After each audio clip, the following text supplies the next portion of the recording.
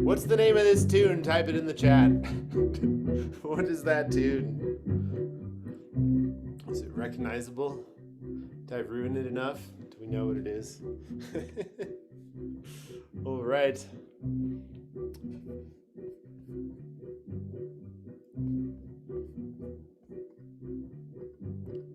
I'm just trying to get the recording to do the right thing.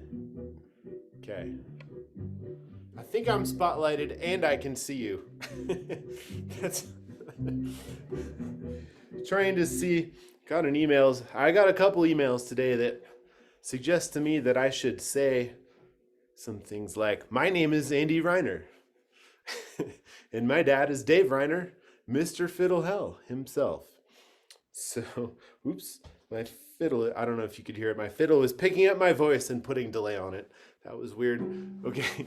Anyway, yeah, we're putting on Fiddle Hell, and you either got here through Fiddle Hell or through my Patreon website, where all the coolest stuff that I make shows up first.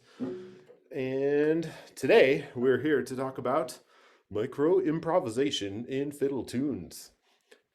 Give me some Zoom applause, and by Zoom applause I mean wiggle your fingers in front of the camera, because it makes a lot more visual noise than clapping does, if you like fiddle tunes. All right, I'm flipping through my screens and I see that people here seem to like fiddle tunes. What a coincidence. Awesome. Oh yes, and that tune of course was Boiling Cabbage Down in the key of G with the wrong chords. I didn't know it was going to be Boiling Cabbage Down. Yeah, but it came that. Anyway, mostly what I want to talk about today is a music mindset thing, where there's basically two ways you can play a piece of music if you know it. You can play it the way you learned it. You can play it with those variations that you learned, because you didn't want to play it the same way every time. But then by the 17th time, you're kind of cycling through and you're like, well, I think I'm done.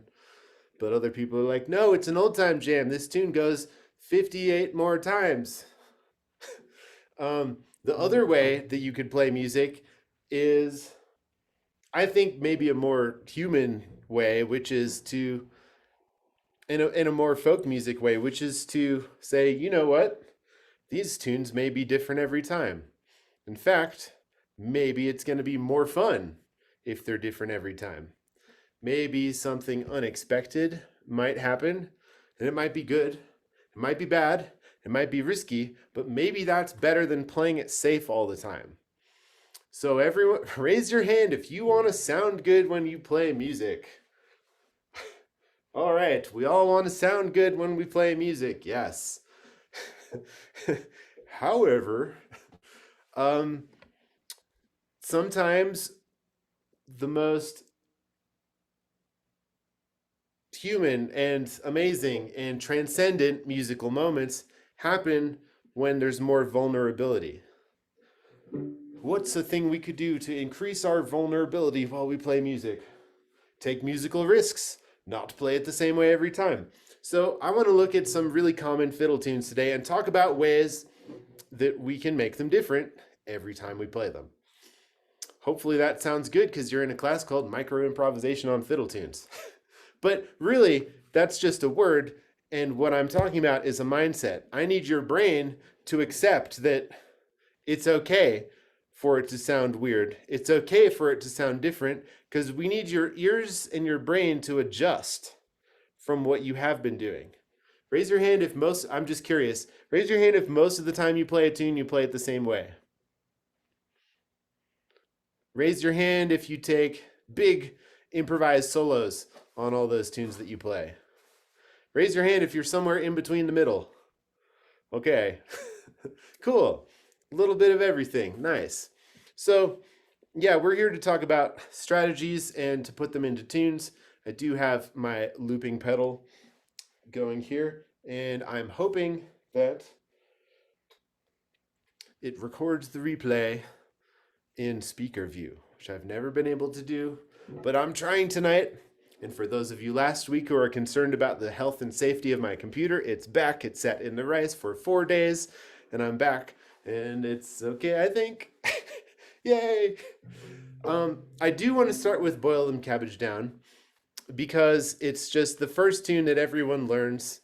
Everyone probably starts on C sharp. Let's just play it once so we remember how it goes. 1, 2, ready, go.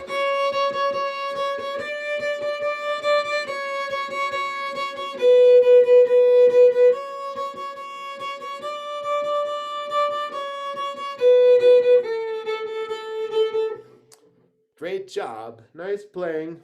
All right. The first thing I want to do to devolve this tune, before we evolve this tune, is to remove all the rhythm so it's all the same. This might seem really boring at first, and it probably is. Let's play it in quarter notes. 1, 2, 1, 2, 3, 4. We've devolved to all quarter note creatures. We're only playing quarter notes, even though we really want to play more notes.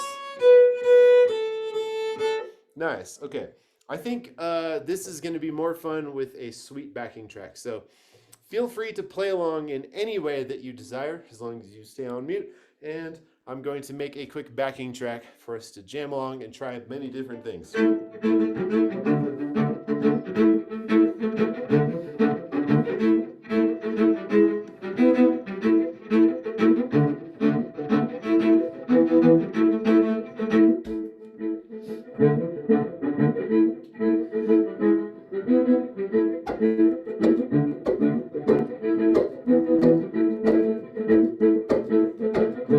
You stole my rosin. It's not in my case, and I need it. Renata, was that you? Ah, totally was.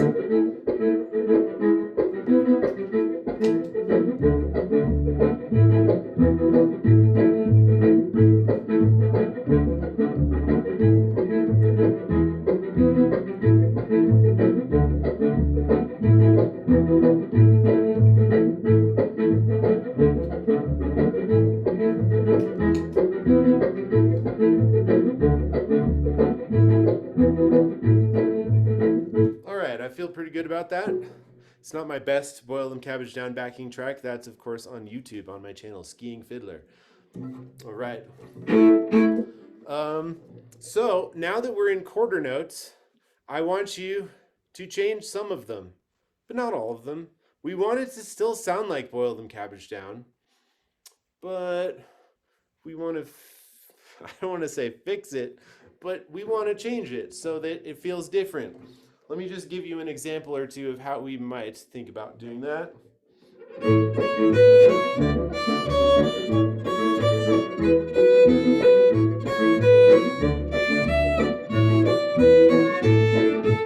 A lot of times people are like, well, how do I improvise? Where do I find the notes? Well, a good note is the note next to the note that you're on.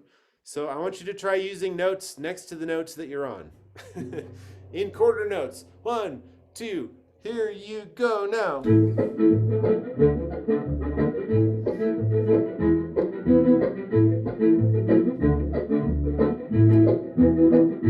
Notes above, notes below.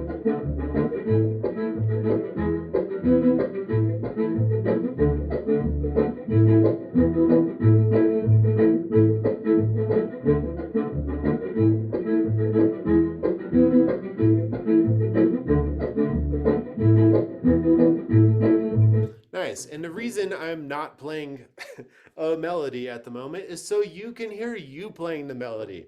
This is one of the great, brilliant, best parts ever about Zoom online improv workshops is that when everyone plays at the same time, it is not cacophonous and you can hear what you're playing and how it sounds in the context of the harmonic form of the tune.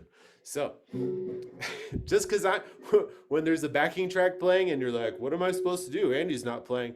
It probably means that I want you to be playing, just to be like extra clear about that. How did everyone do? Type in the chat. 1 is you played exactly the same notes that you learned it. 10 is you played new notes in a new way. Boop-a-doop-a-doop. Looking for numbers. 10, 5, 9, 8, 5, 8. Ooh, we're doing pretty good. 3. All right.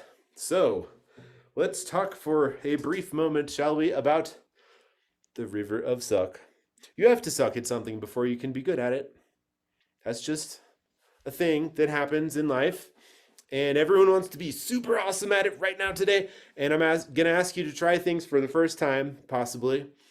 And it may work or it may not. So what I'm asking you to do today is to have patience with yourself when it doesn't go the way that you hope it does, or it sounds scratchy, or whatever. You know, sometimes I've transcribed my own solo that I improvised on a song and re-recorded it on an album, playing it better, because when I improvised it, the tone was bad or the rhythm was shaky. But the ideas were good, so I stole my own ideas and re-recorded it. So just remember, as you improvise, it involves a different part of your brain than playing things that you already know, and I want you to be nice to yourself. I also bring up the River of Suck podcast because my first episode in many moons since last Fiddle Hell just got released right now, an hour ago before this. So riverofsuck.com or wherever podcasts are found. Actually, I haven't updated the website yet, so wherever podcasts are found, search River of Suck, and you'll find it. It's a brilliant, I think, bunch of things said in an interview style with me, Andy Reiner, and Olivia Mickle, who's a women's history studies professor at Naropa University in Boulder. I digress. Back to fiddle tunes. We have our quarter notes. Now let's stick with quarter notes, and I want you to jump around more. Like, instead of notes next to the notes, what about notes farther away? Maybe on a different string. You could even try notes that are not in the right key and just see how they feel to play. I'm going to do it, and then you're going to do it.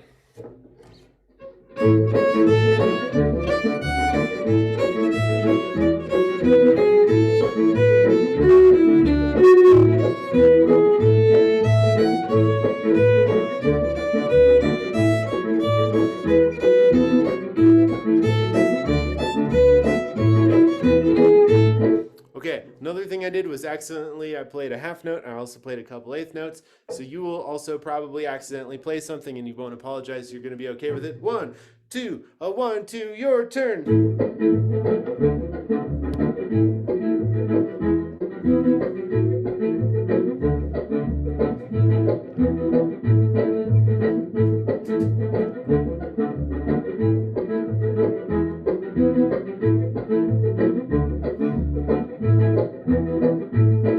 Try it again. Try something different.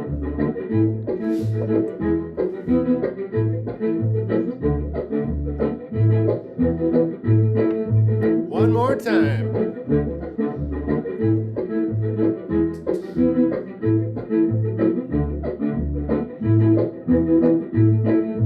All right, I would like to introduce rhythm back to it.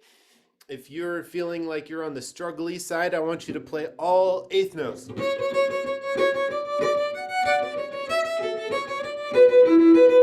I'll tell you a secret about playing jam band music. Sometimes you can just move your bow really fast and play a couple notes and everybody goes, whoa! It shouldn't work so well, but they don't know any better. Anyway, if you're feeling like this is easy, I want you to either go back to if you either go back to the original tune rhythm,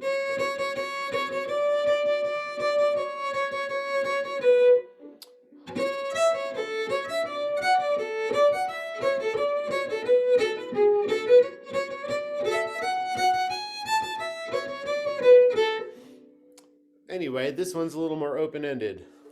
And I'm just going to check my tuning. Yeah, my A is pretty good. Feel free to check your A with my A.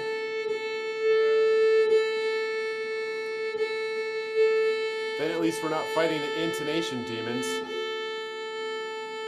All right.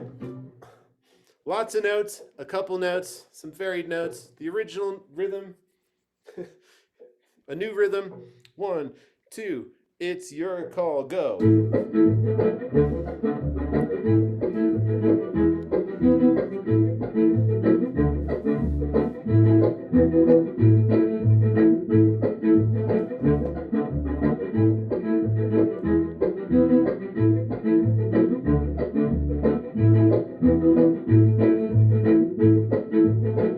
Nice. Yeah.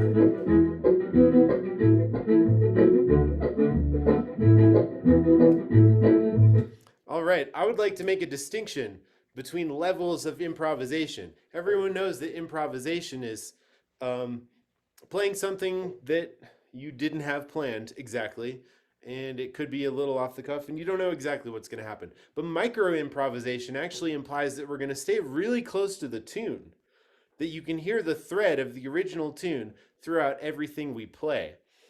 So, yes, we can be like...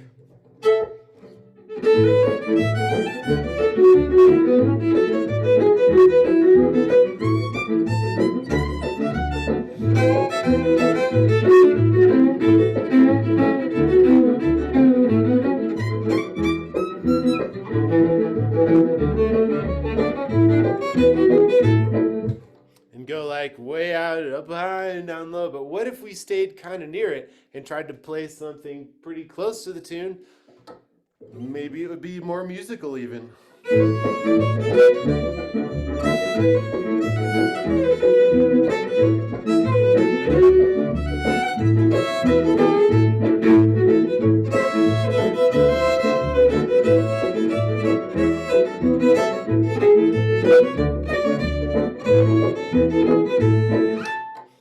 Stay close to the tune. One more time. One. Or two more times. 1 and 2, 1, 2, your turn.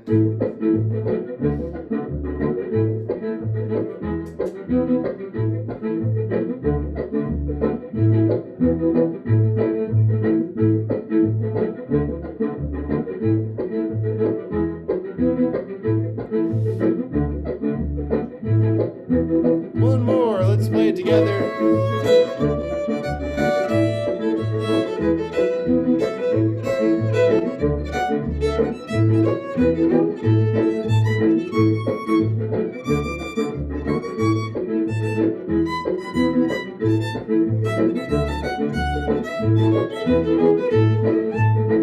Oh, I wanted to move on to the next time, but I thought of something that I wanted to do that's easiest with this tune because it's just like the notes are really easy. I want you to try improvising with only rhythm. Keep all the same notes as in the original tune, but play a new rhythm. And something I've been talking about with my tune writing class recently is like downbeat energy, where we're playing things that feel very rooted in the downbeat. Boom, boom, boom, boom, boom, boom, boom, boom, boom, boom, boom, boom. Or offbeat energy, where we're like,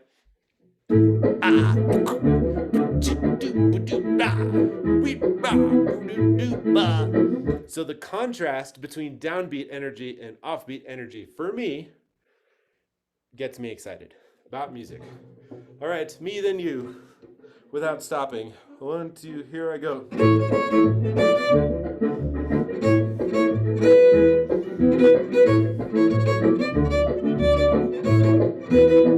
Go! Use the notes of the tune. Change the rhythm. Change the rhythm.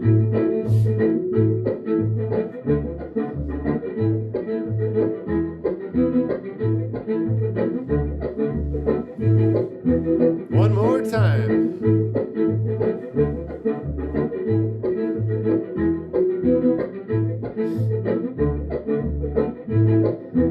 Yeah!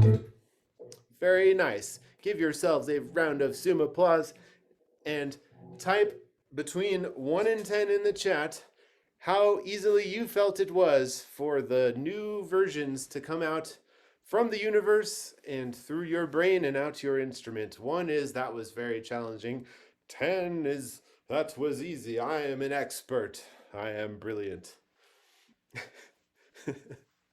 All right. I'm seeing a variety of numbers between 10 and 5, some 7, some 4s. I'm not seeing a lot of 1s, which I'm really happy about because I'm trying to keep it doable by everybody. So I saw a question come up into the chat that I'd like to answer. Should we try to play notes that will go with the chords?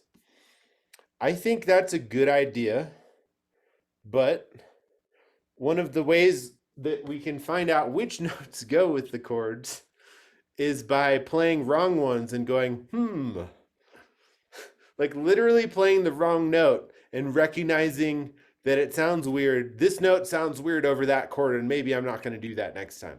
I kind of feel like if you haven't spent some time doing that, it's really, it can be challenging to leave your box of the way that you always do it, because avoiding wrong notes is like also a mindset where you're trying not to make mistakes. And I guess tonight I'm asking you to take chances and potentially make mistakes. So just to put my money where my mouth is, I'll play some wrong notes right now. Here I go.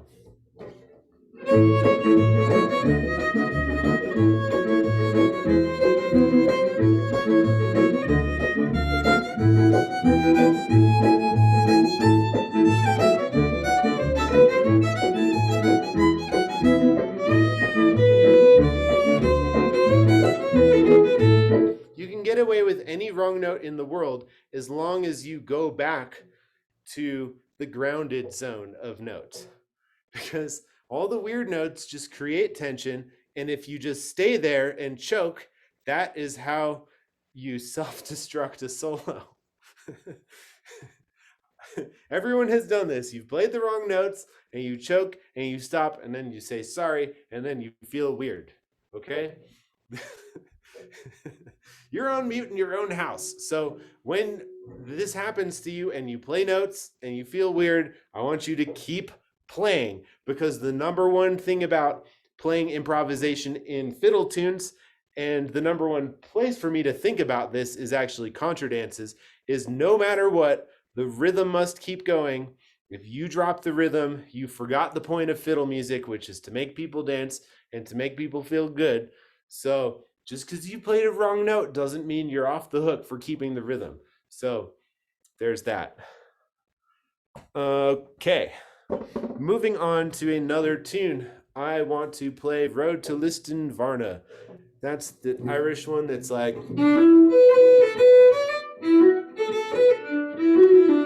Let's just, let's play it once together so we remember how it goes. 1, 2, 3, 4.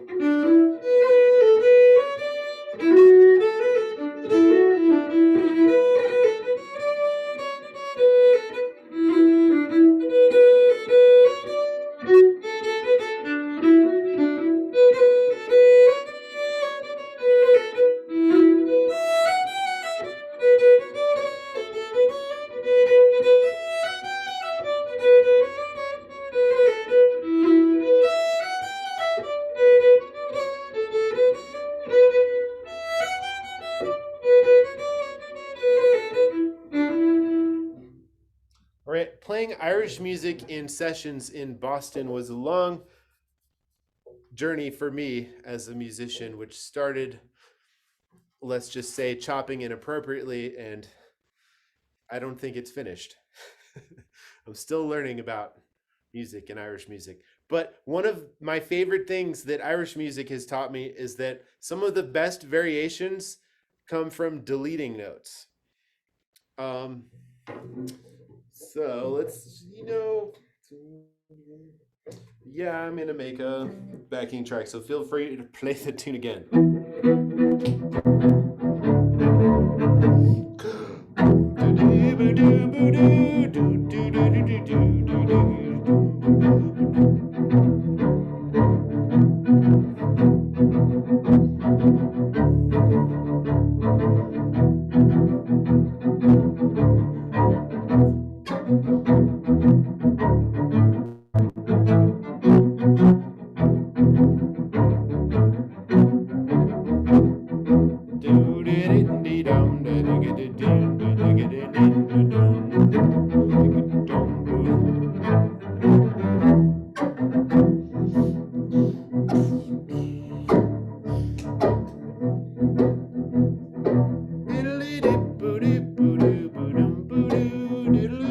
Try to delete some notes.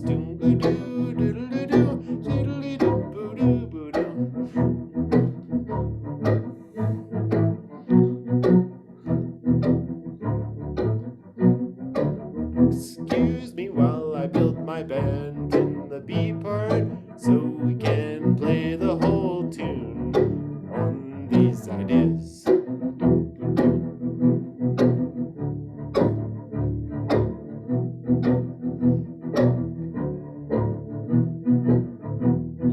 Cool. All right. All right. Thank you. Now we all remember it. And if you're new to Road to Listen Varna, welcome to Road to Listen Varna. Okay. So, how do we delete notes? I don't mean like.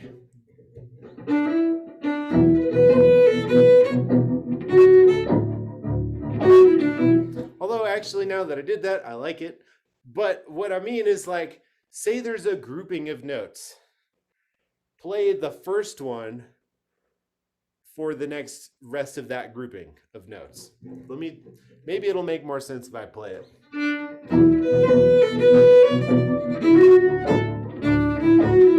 You know, can become very small difference.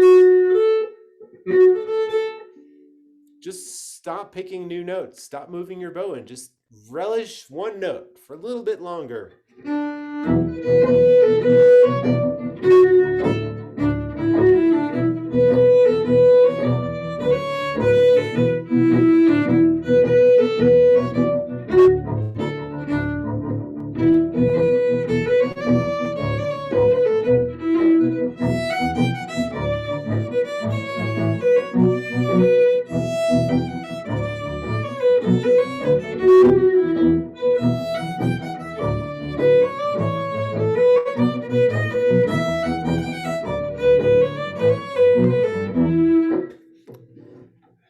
Jinsey says that she does it naturally when she can't keep up. Well, I think that's a much better thing than sitting in the back saying, I can't play this speed at all. If you can play some of the notes in time, probably sounds good. And yes, of course, it's on the Fiddle Hell Common Tune List and Repertoire CDs. 52 tunes played slow and fast, available at fiddlehell.com. But that's not why I chose it. I chose it because it's a good tune. I want to go back a second. Remember when I just deleted the notes and they were gone forever? I feel like that's good practice for us. What do fiddle players rarely do? Type it into the chat. What do fiddlers rarely do? They've got bows and they keep bowing. Breathe, rest, stop. 3 different answers from 3 different people. Stop playing. Once the fiddle bow gets going, they're just on and on and on and on. But what if we played a rest? This brings me to one of my favorite sayings of all time. Rests don't play themselves. You have to play them. So, let's try it. Me first. I just want to demonstrate it. You can't play too many of these. You really can't.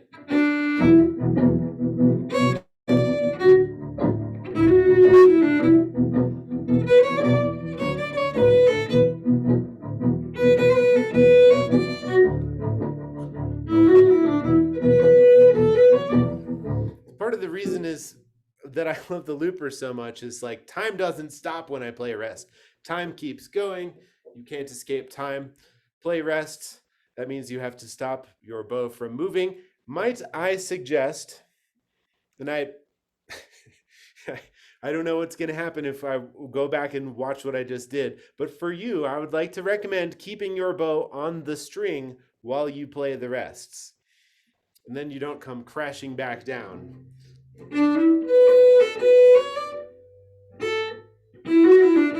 Yes, bow on string. 1, 2, play less notes now.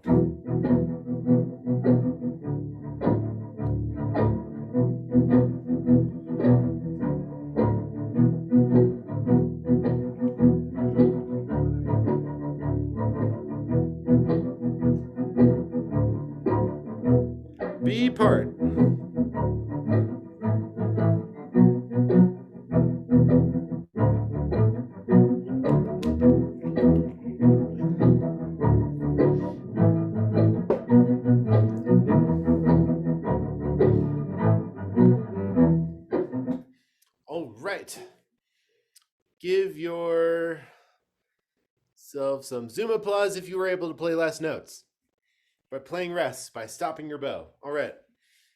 Let's try mixing both of those ideas together.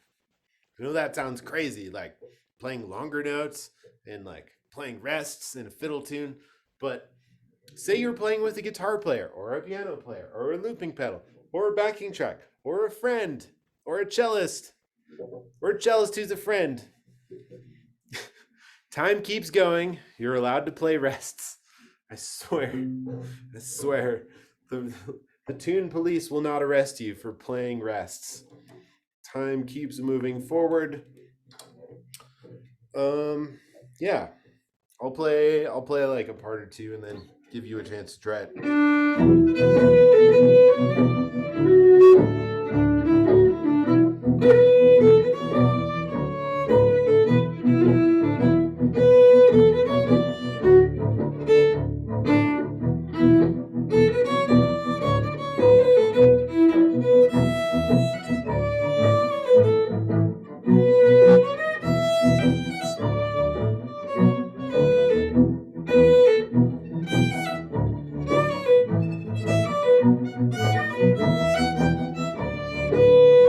Here's your turn, ready, go. Yeah, you got it.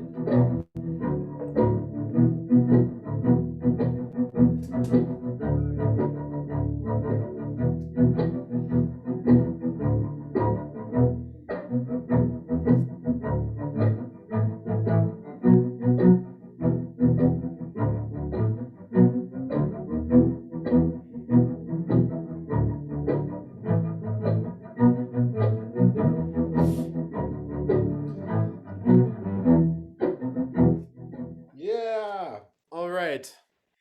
Type in the chat your level of fun while playing that last time. 1 being, why am I here? I should probably sign out. 10 being, you had a lot of fun changing things about the tune so that it doesn't have to be the same every time. Ooh, I'm seeing some very high numbers. I hope if you're watching from the future and time traveling to this past night that you are also finding similar success.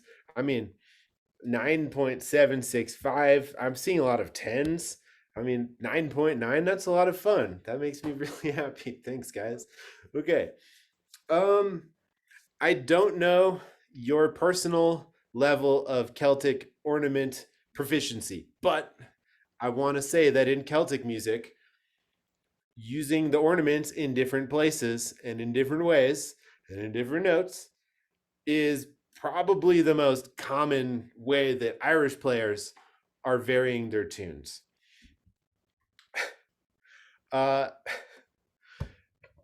Yes, sorry, getting distracted. Does it count that I laughed at some of the interesting things? Sure. See, that's the thing. I want people to have like a positive reaction to what might be traditionally a mistake. It's not a mistake if you keep playing and you laugh and smile. It is a mistake if you frown and swear and say sorry. So the response to the thing that you played is actually more important than what it was that you played wrong. So hopefully that makes sense. That's why I started by saying this is more about mindset than actual anything else. It's all in your head. You can do this. Okay. Yes, but anyway, ornaments. It's really hard to line up ornaments exactly with someone that you're playing with because there's infinite versions. I mean, if you look up a tune on thesession.org, first off, you're going to find like 150 different versions of it, which they'll call settings, and none of them have any ornaments. How are you supposed to know what ornaments to play? Well, aside from like coming to Fiddle Hell and going to the Celtic classes or taking my Celtic ornament workshop pre-Fiddle Hell last year, you know what's really good? Listening, slowing down your heroes and listening and copying, trying to get the vibe of Martin Hayes, trying to get the vibe of Liz Carroll. Those are really hard people to copy. But Liz Carroll just started a Patreon, so I joined it so I can get Liz Carroll's feedback on my tunes. Anyway, yeah, ornaments. I'm not here to tell you every ornament ever, but like one example of one that's pretty easy is like you're on a note and then you go to another note and back to the first one. Like if you have two notes in a row, like right there in the first measure, I will say that's a really nice place to put that kind of thing.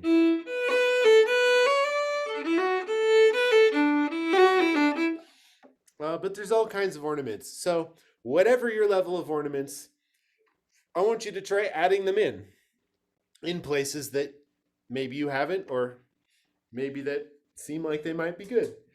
Me first, then you. Ornaments. Oh, and the last thing I'll say before I demonstrate this is like when we played the longer notes and deleted all of the rest of those groupings, that is how you do a roll. That's how you add a roll where it seems like there's no space. For example, that same place we went, that's where I'm going to choose to put a roll because there's only space if you delete some notes. So here I go.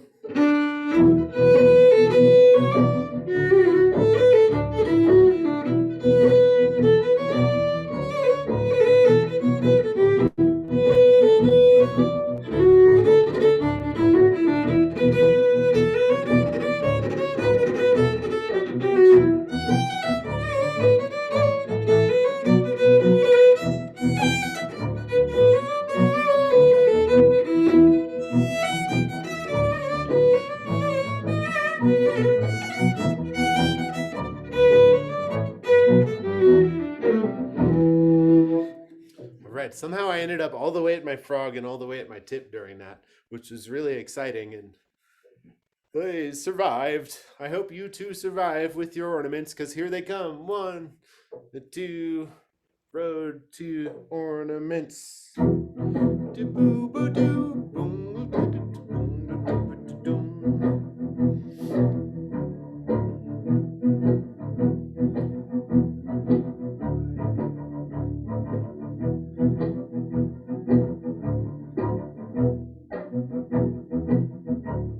Yeah.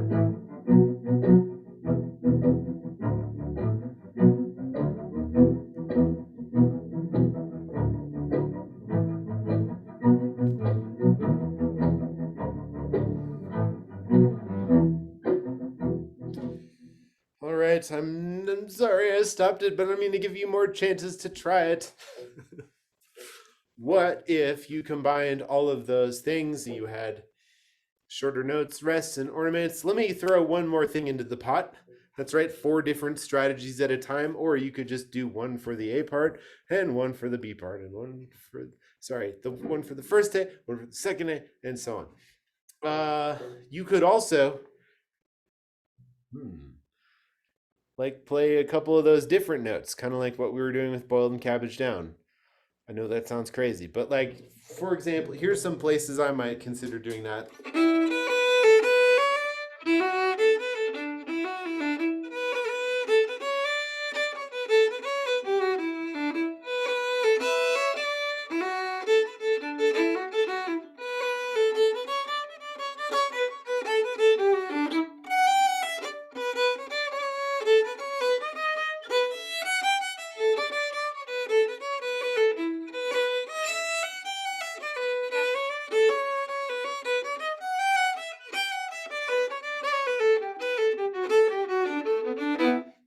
Yeah, changing the order. I also like using rhythmic groupings differently. Like if you're in a jig and you start doing groups of 4s, they'll eventually line up, but they won't be where you tap your foot. Oh no. Okay, try things. 1, 2, 3, 4.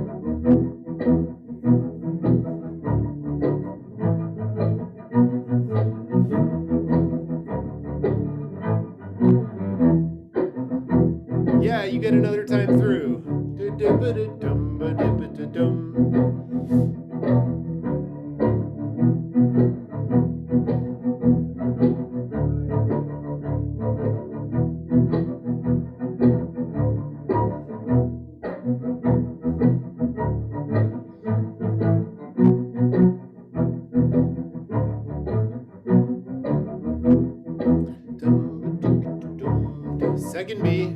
Here we go. Here comes the end.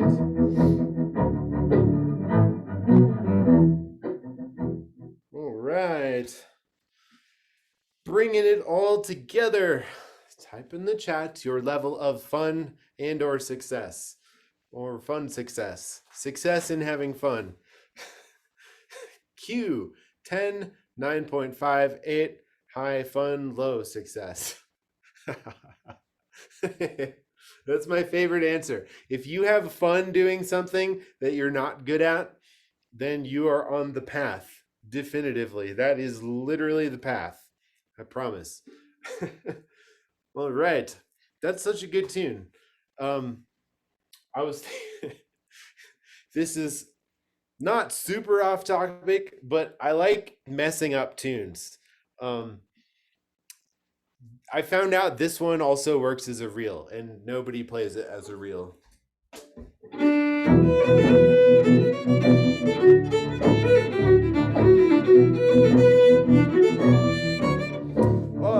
When I had a 4/4 beat, it worked better as a jig going into a reel.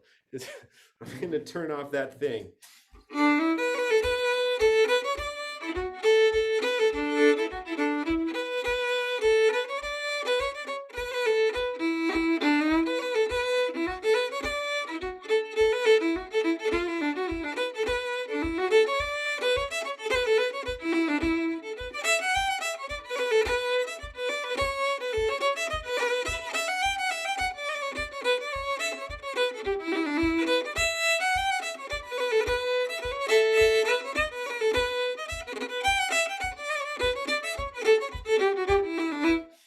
So one of my favorite things, that is just one of my favorite things to do.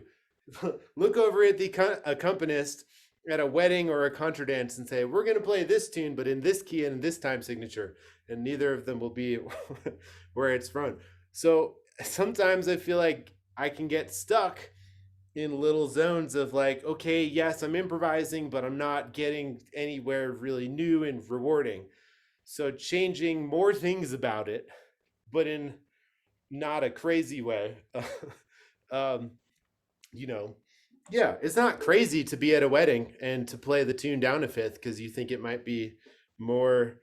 Well, the E string is very trebly, so sometimes I like avoiding it. Although with my 5 string, it's kind of dark. I like all my strings. Okay. Anyway, let's play another tune now. I think it's time to say goodbye to Road to Listun Varna. Before we move on, I want to ask if there are any questions. If you have questions about things that have happened before in this workshop so far, please type them in the chat. And this is also the moment I want to talk about when and why would we do this? When is it appropriate to do this? Well, you might try just improvising on the ornaments and keeping the melody exactly the same if you're in a small Irish session. Maybe if you're in a big Irish session, you could get away with changing a couple more notes. Maybe you could do reduce the notes, but keep playing long notes. If you're in a bluegrass jam and you're playing a bluegrass tune, they're going to give you the eyebrow and it's going to be your turn to solo. That is a great time to improvise. It's also a great time to play the melody if you don't feel like you're ready for a solo-y solo on that tune. But guess what you could do? You could make little tiny changes to the tune so that it's a little bit different. And so you still took a solo and everyone heard your perspective on the tune, but you didn't have to go all like jazz on everybody. Okay? So that's when.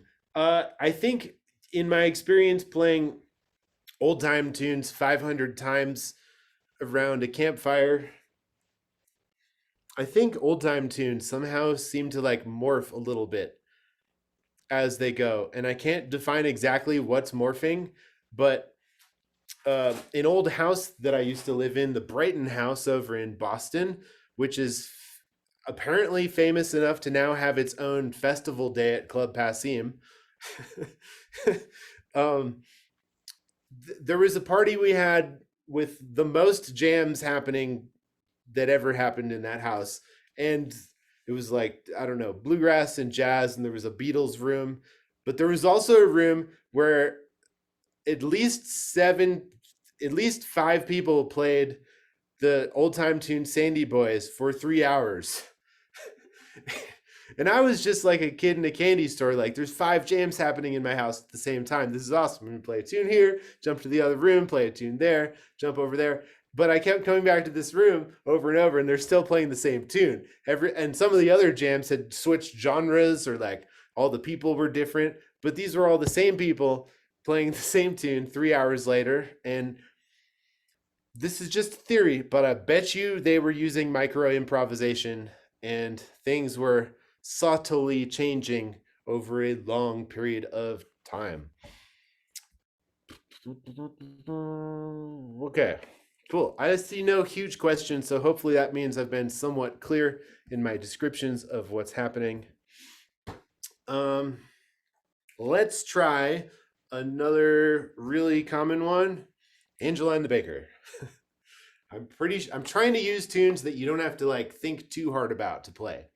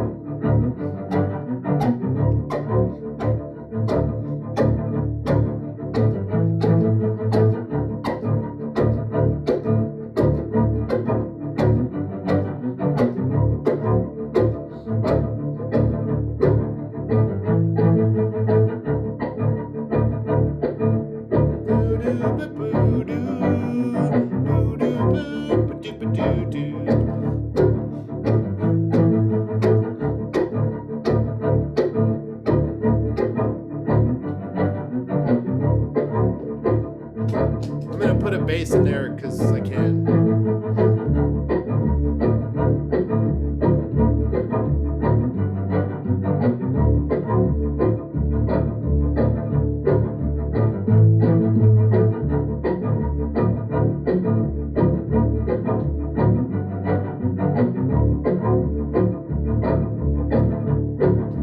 I'm redoing the bass.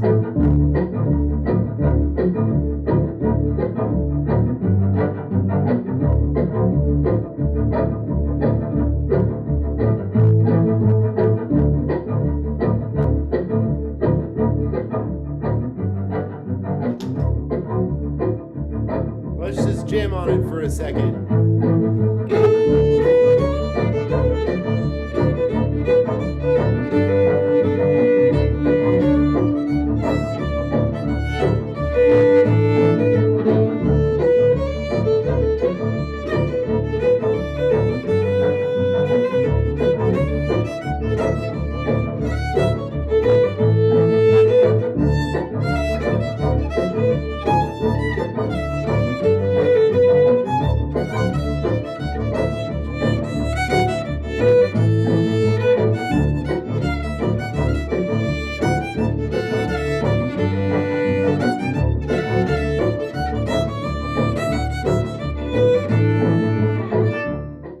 All right.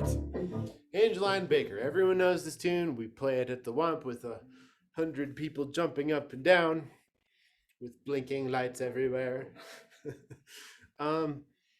I noticed that I wasn't particularly thinking about trying to play the tune in a particular way, and stuff naturally happens because I have trained my brain to never play this the same way more than once. I do have some favorite like influences about this tune. Once I heard Stuart Duncan go,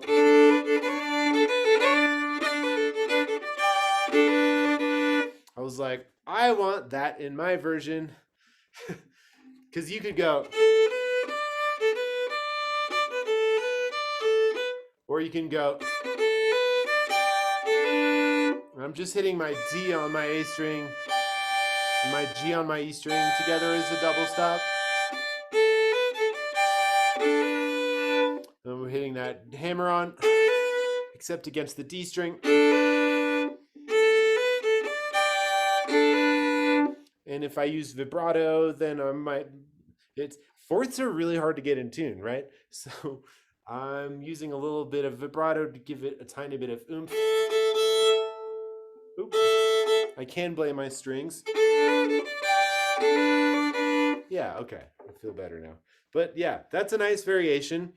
So what's the difference between learning variations and making micro improvisations? I might argue that it's like picking and choosing when to use your variations could be one example of that. You're not going to do that every time. You might do it sometimes, and the act of making those choices is in fact improvising. Yeah. Okay.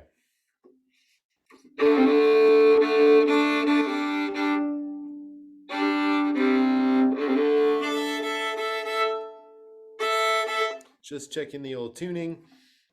So what I want you to do with this tune is to change stuff about it. We've talked about a lot of ways to change it. We've talked about adding notes, deleting notes, playing longer notes where there's a passage of more notes. We've talked about ornaments. We've talked about if notes go up, you go down. We didn't talk that much about it, but we did. I mentioned it, and then I did it. Keep the tune in your head. The tune is this line in the middle. No, the tune is my bow. And you're going to go, woo, woo, woo, woo, woo.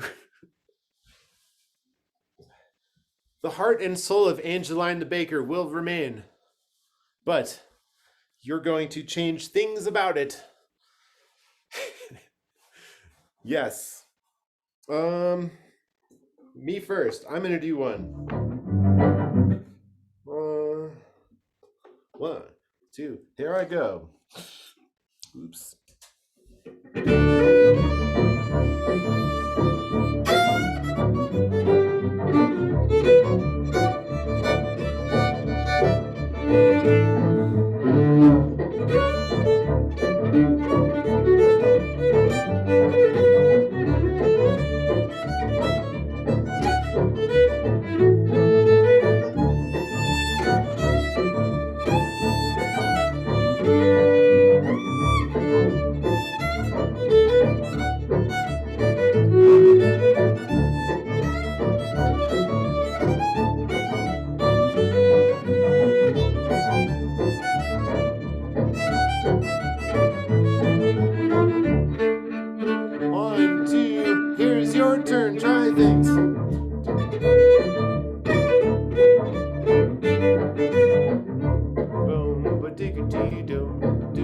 This is you.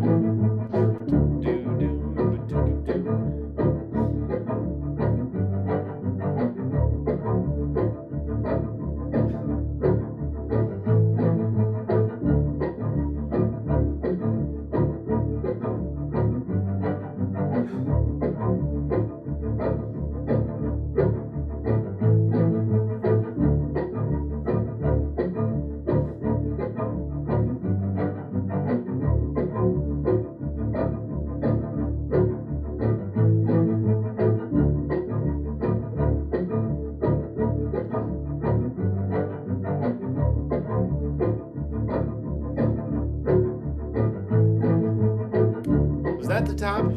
I lost track.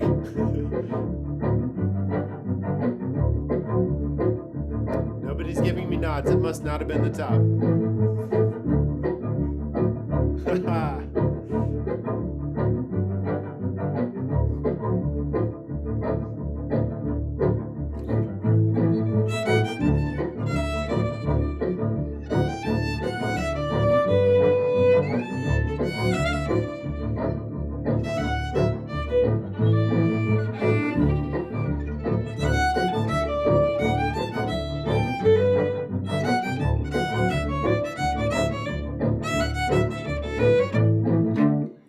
Very nice. How did you do on Angeline the Baker? Wiggle your elbows in the air if you had a good time. All right. Yes, that's some good elbow wiggling and some good fiddle playing. Does anyone have any more thoughts about Angeline the Baker? This is like a really excellent tune to improvise on because the melody is so simple. I can't seem to stop going because you could, of course, be like, but it's so nice to be like,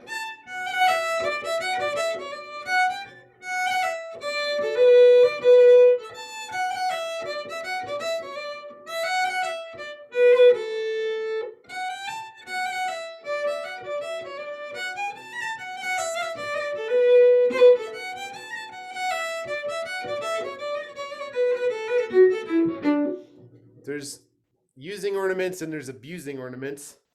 I am guilty of all of those things.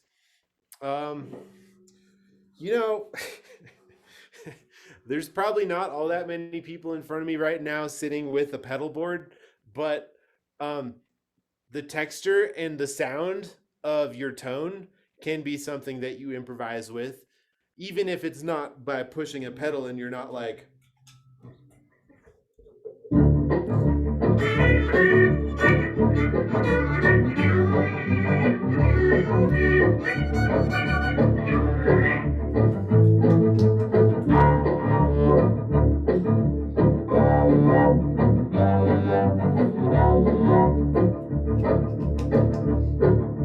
I used to think that like the pedal people were all getting played by their pedals and avoiding playing real musical ideas, but then I joined a jam band and realized that texture is pretty cool. It's fun to mess with. So you can do that with just your bow, and that's what the mandolin players and the guitar players are so jealous of us string players. Um,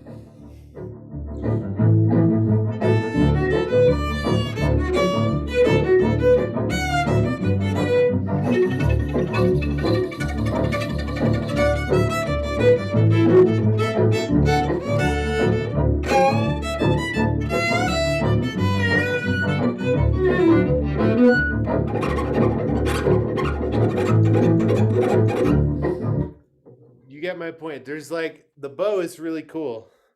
You can be all like playing close to the bridge.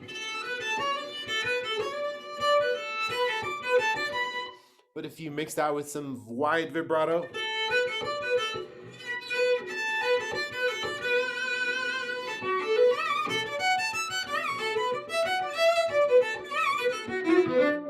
then that's kind of nice. Okay. But there's also the texture of like, are you playing single notes? Are you playing with the droney double stop, which Charmin mentioned in the chat? Are you playing down an octave? Are you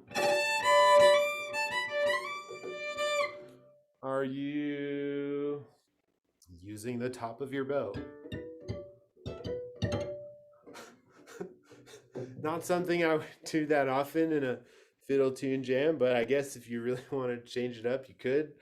Okay, I'm not going to get into effects rabbit hole, but Andrea asked which effects I was using. I was using a pedal that emulates the rotating speaker of an organ amp, where one rotates one way and the other rotates the other way, and then you get a Doppler effect, and it's like, what is happening?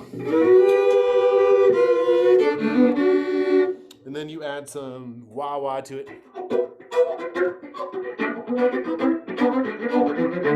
And I could be entertained for a very long time doing that.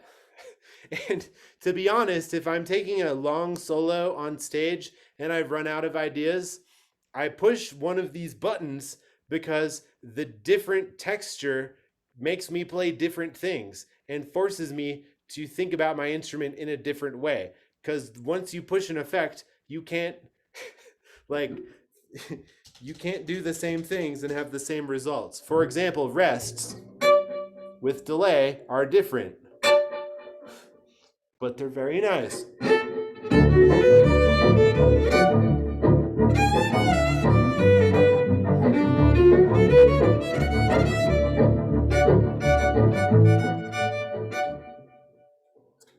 So, that is one avenue.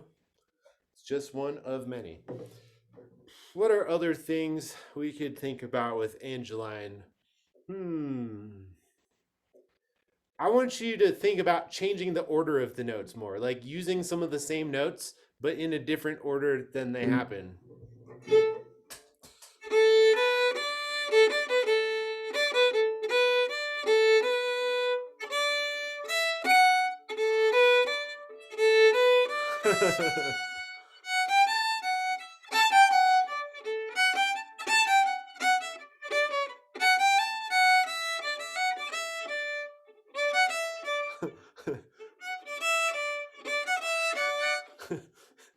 Get a little tangled up in your backwards. Are you backwards? Or are you forwards? Who knows, but you're going to play Angeline the Baker one more time. 1, 2, 1, 2, 3,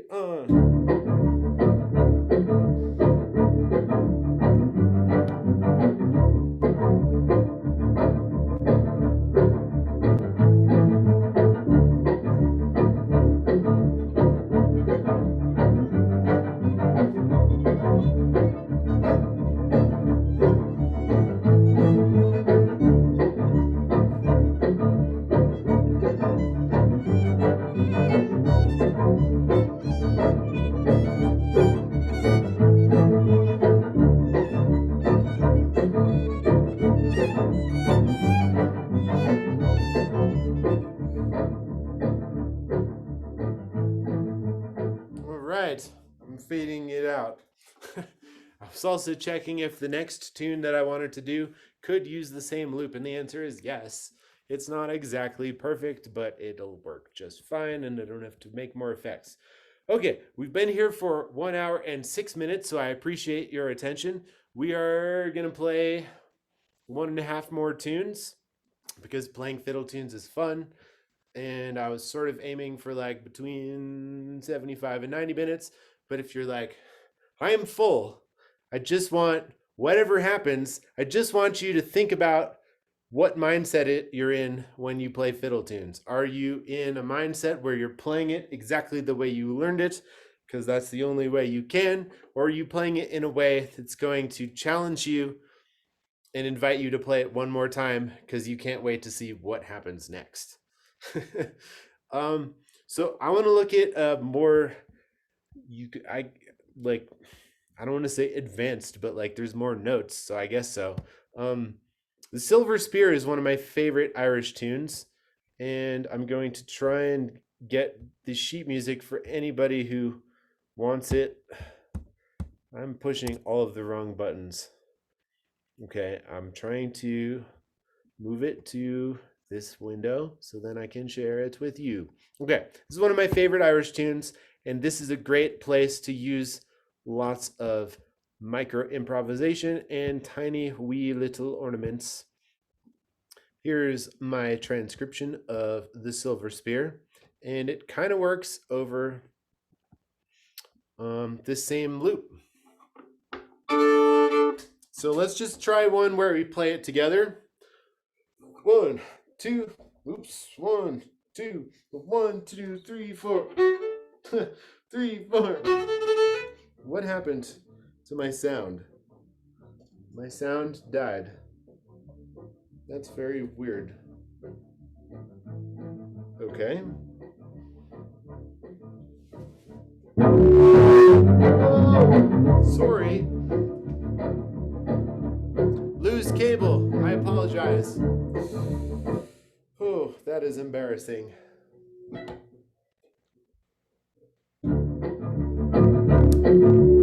Wow.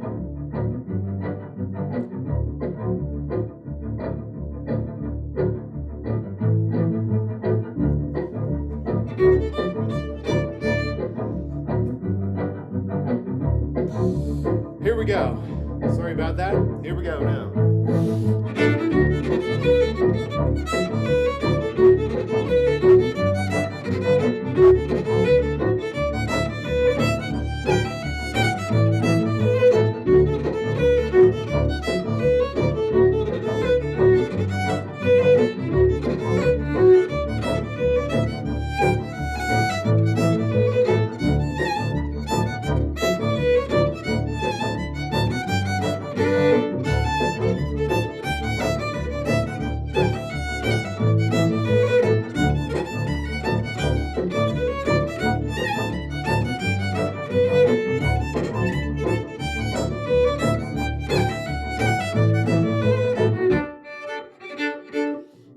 right.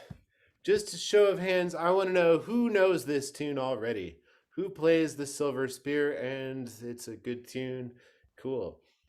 Show me your hand. Put those hands down. Thank you. Show me your hands if you do not know Silver Spear and you're like, whoa, and also it's very fast to sight read it. Okay. We'll try a little experiment here. I'm not going to show you the sheet music again, and you're going to try and do something that sounds Irish and kind of works over this. So if you don't know the tune, you'll really be improvising. Yeah, okay. So this is really where I start improvising with ornaments, but also I want to introduce a new thing to improvise with, which is just bowing. Changing your bowing. How many notes are you slurring together? Are you playing a lot of notes separately? Are you slurring a lot of things? Are you slurring things with downbeat energy? Are you slurring things with upbeat syncopated energy? That in itself changes the feeling of a tune, and in my book qualifies for micro improvisation. So that's one of the things I'm always thinking about. Bow direction and how that affects the rhythm and the feeling. Okay, I'm going to do it, and then you're going to try it. I'm going to try mixing bow direction improvisation with ornament micro improvisation and some very small little wee side melodies.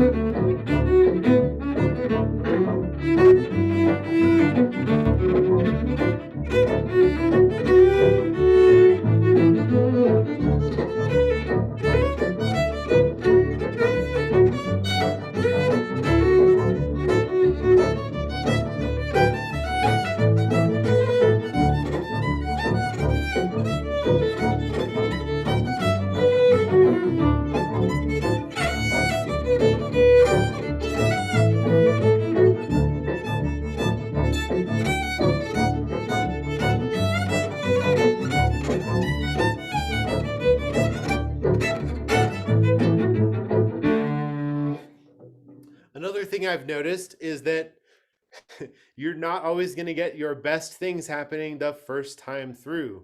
So continuing to play and seeing what happens is a nice thing. I would like you to continue to play and see what happens. And if you know this tune really well, great. Have fun doing micro improvisations. If you know it a little bit, you're going to know pieces and then you're going to have to fill in the gaps with something. That's going to be micro improvisation.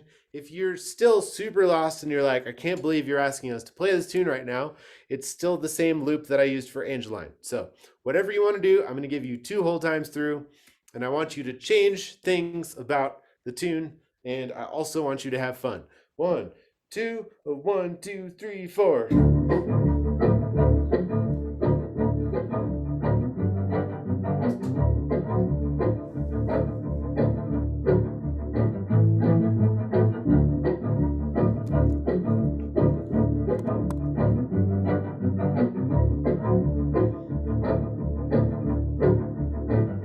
The B part.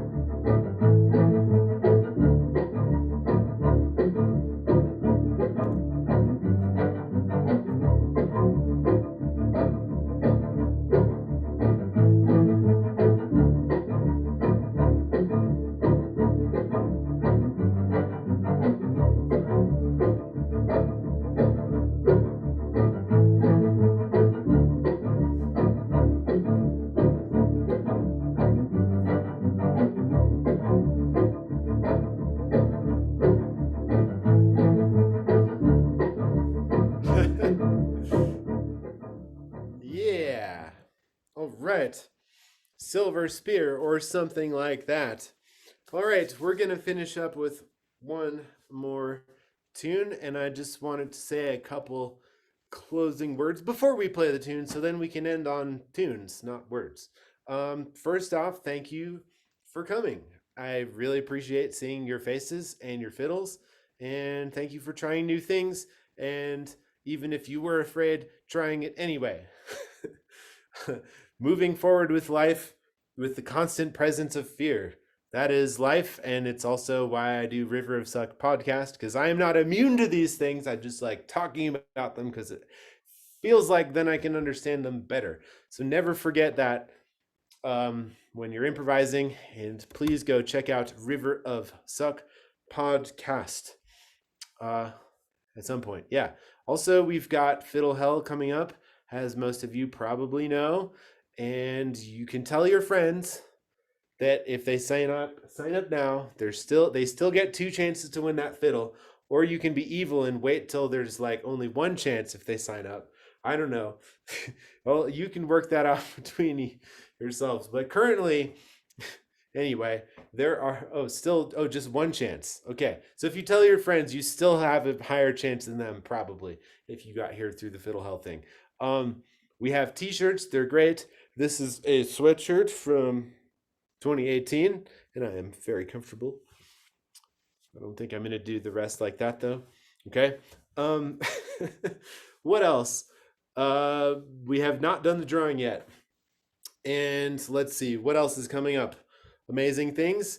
Halloween is coming up. I hope you're getting ready for Halloween. We put out all our decorations today.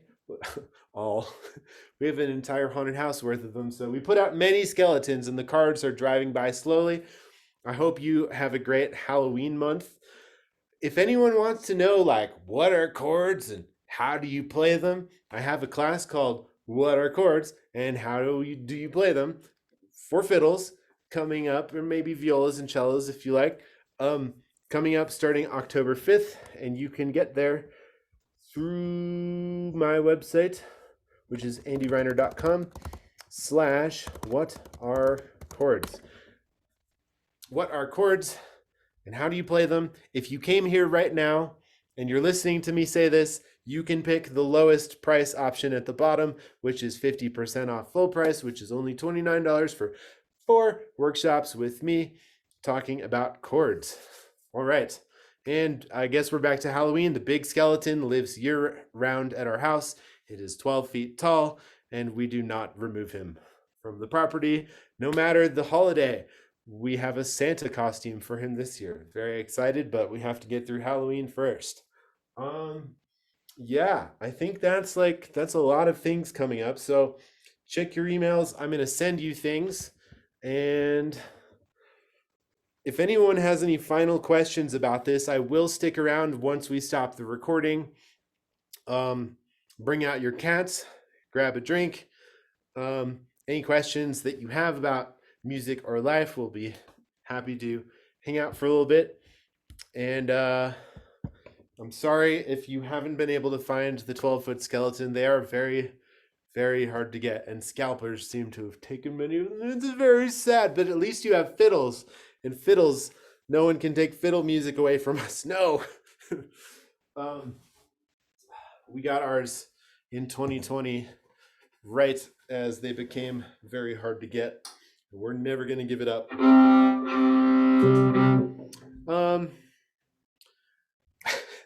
I don't know how to do this.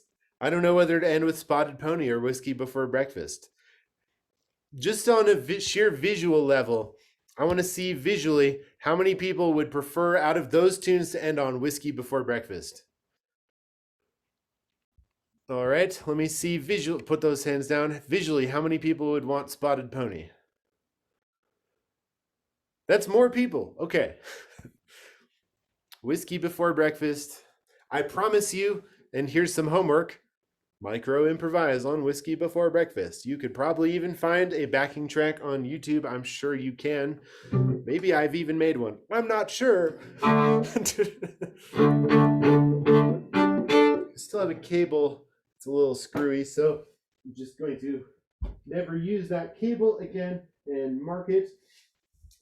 Okay, now it's back. Okay, that's weird.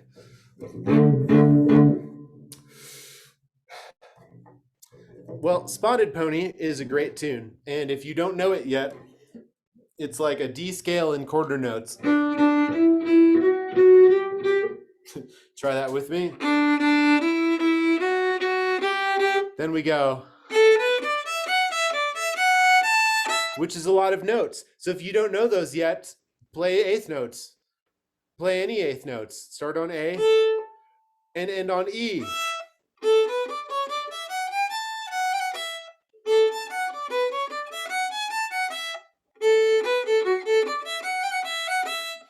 Let's try this. This is actually one of the micro improvisation games I like to play.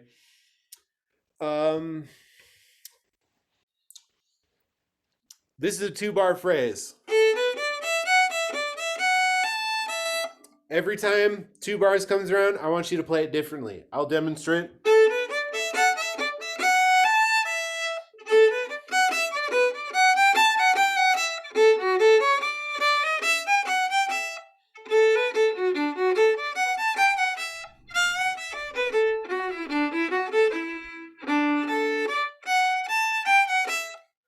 I could seriously, if you made me, I could be here for 48 hours and never play it the same way.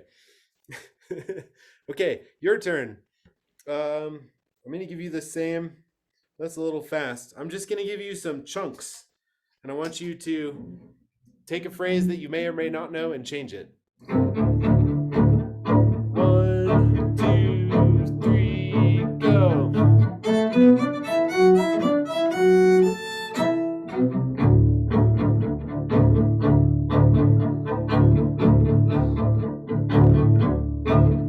Different.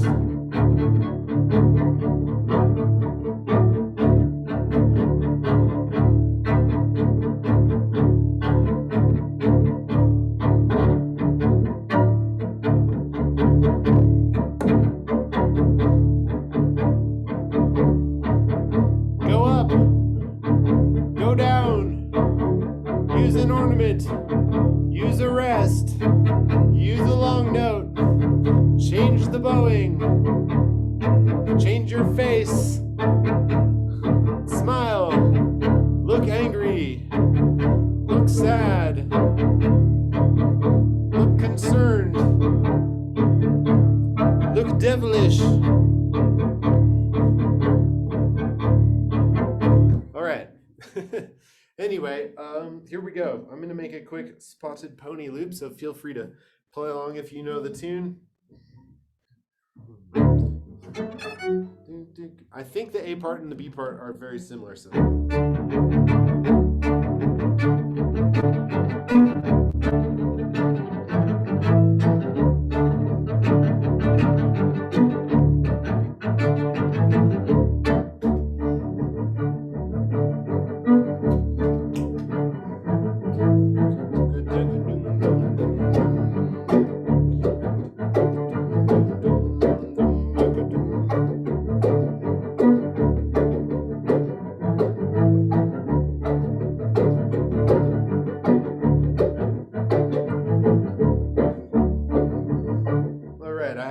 What part we're in, so let's just play the tune, jam it out a little bit. I'll try to keep it on the simple side. 1, 2, 3, 4.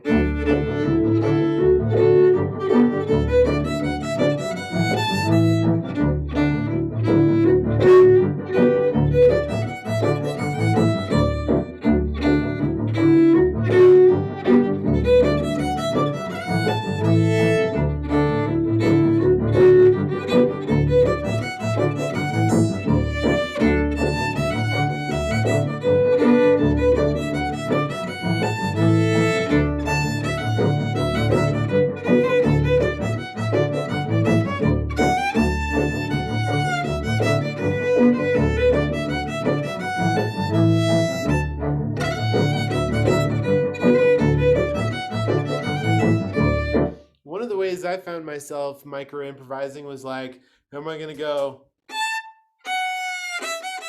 The downward slide felt really nice to me. The next time it came around, I threw my bow. Oh, wait. If you watch the replay, I did it more gracefully a second ago. But anyway, lifting your bow off should be a choice, by the way, not like something that happens every time you play a rest. The option to stay on the string or lift it off is a choice you should be making, not something that your unconscious mind takes care of for you, because I bet you're taking it off. Anyway, I used this tune, Spotted Pony, with some of my students, or like all my students, but I was inspired by a little kid who played the A part and the B part and then stopped because they were done, because that's where the music ends, so that's where the tune ends. So I took Spotted Pony and I made 6 variations on Spotted Pony that get progressively more challenging, and I will send that to you guys when we're done. And there's a YouTube video of me playing all 6 versions, and there's also a version where I don't play them, so you can play it without my fiddle being in the way. My challenge to you, because sometimes improvisations come out a little funny when they happen, my challenge to you is actually to create your own variations.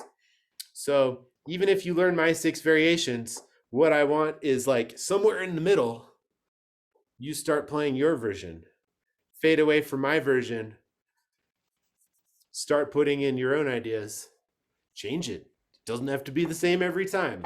It took me a very long time to be able to write it down 6 different ways. But really, you know, these neighbor tones, though, I want you to think about them for this, because we start with 4 quarter notes.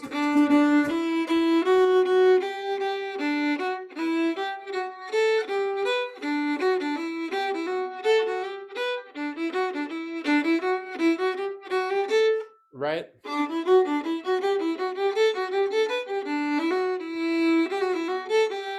That's all kind of little variations without leaving the melody at all.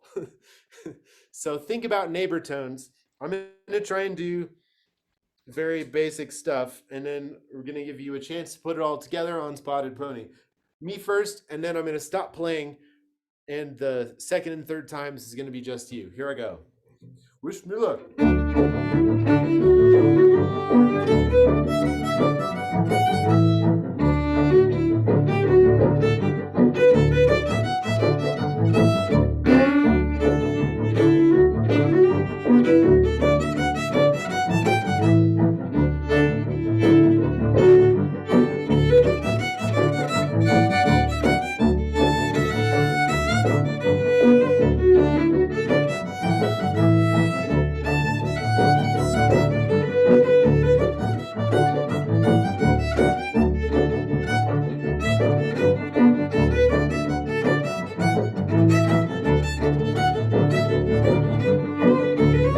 Here's your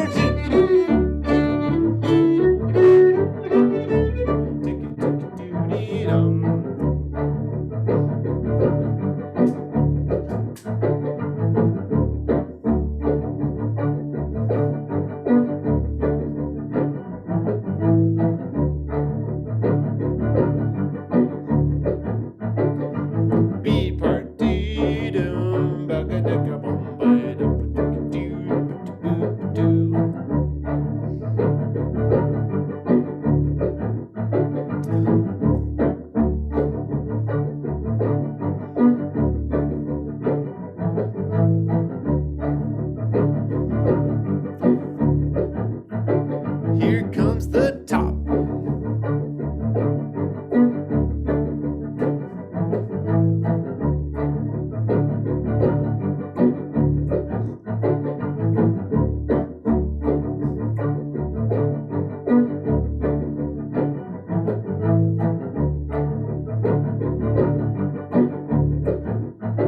Here's the B part.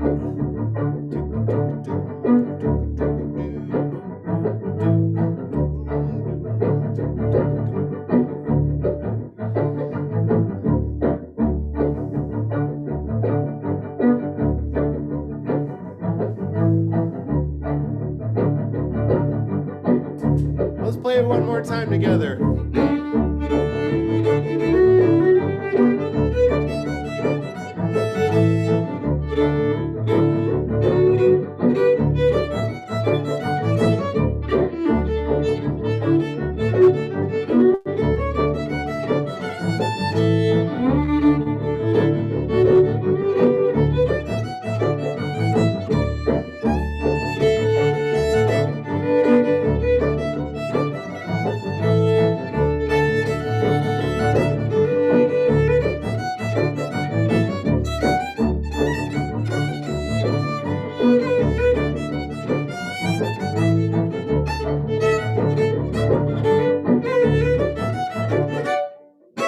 Rock and roll ending.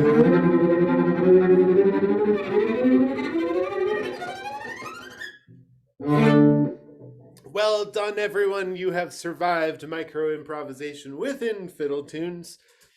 And I hope you will continue playing music with the mindset that it doesn't have to be the same every time. And I think that will be fun. I just want music to be fun for you. And I know music is already like really fun and that's why you're here, but I want the level of fun and the depth of fun to get deeper and deeper as you move forward. So in my ideal world, if anyone broke through some creative blocks tonight, then I'm really, really happy. So thank you so much for being here. That's all I got. We'll see you in hell. And thanks to all my patrons at patreon.com/Andy Reiner, where I post all my favorite stuff. And some of you are here. Thank you. And that's it. Micro improvisation. The next one, this is the last thing. Next one, third pre-Fiddle Hell workshop. We used to have a whole day of pre-Fiddle Hell workshops. Remember that? The last one is a new one that we've never done before. It's a Fiddle Hell pre-party. If Fiddle Hell is going to be online, we're going to get together Wednesday night. We're going to have a Fiddle Hell pre-party. And what does that mean? You'll see when you get there. Thanks, everyone. My name's Andy Reiner. Love you guys. Thanks so much. Rock and roll. You don't have to leave, but I'm stopping the recording. Ready, set,